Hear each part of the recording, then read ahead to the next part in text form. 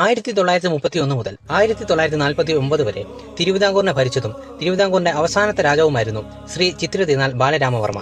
തിരുവിതാംകൂറിന്റെ ജൂനിയർ മഹാറാണി സേതു പാർവതിബായിയുടെയും കിളിമാനൂർ രാജകുടുംബത്തിലെ ശ്രീ പൂരം തിരുനാൾ രവിവർമ്മ കോയിത്തമ്പുരാന്റെയും മൂത്ത മകനായി 1912 നവംബർ 7-നാണ് ശ്രീ ചിത്തിര തിരുനാൾ ബാലരാമവർമ്മ ജനിക്കുന്നത്. 1924 മുതലുള്ള സേതു ലക്ഷ്മിഭായിയുടെ റീജൻ ഭരണത്തിന് ശേഷമാണ് 1931 ശ്രീ ചിത്തിര തിരുനാൾ ബാലരാമവർമ്മ തന്റെ 19ാമത്തെ വയസ്സിൽ രാജാവായി സ്ഥാനമേൽക്കുന്നത്.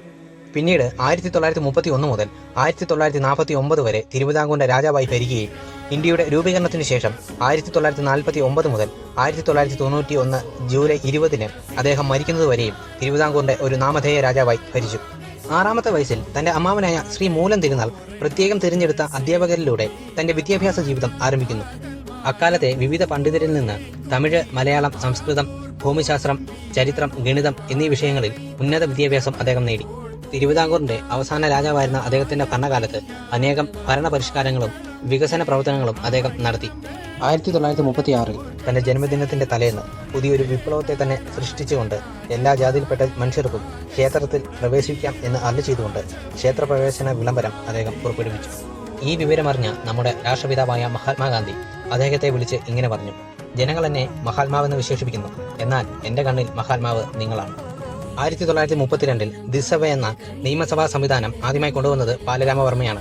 പിന്നീട് 1937 തിരുവിതാംകൂർ സർവകലാശാല, അതായത് നമ്മളിപ്പോൾ കാണുന്ന കേരള സർവകലാശാല സ്ഥാപിച്ചത് 1937 ശ്രീ ചിത്തിര തിരുനാൾ ബാലരാമവർമ്മയാണ്.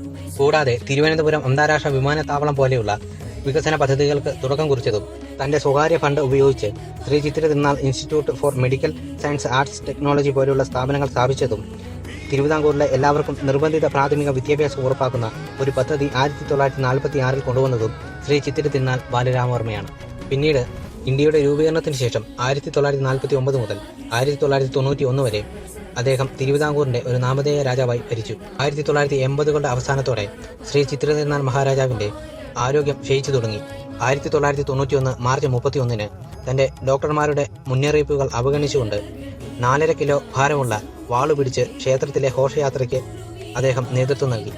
പിന്നീട് 1991 ജൂലൈ 11-ന് പത്മനാഭസ്വാമി ക്ഷേത്രത്തിലെ ദിവസേനയുള്ള രാവിലത്തെ ദർശനം നടത്തുന്നതിനായി തയ്യാറെടുക്കുന്നതിനിടെ അദ്ദേഹം ഹൃദയാഘാതം മൂലം ബോധരഹിതനായി വീണു.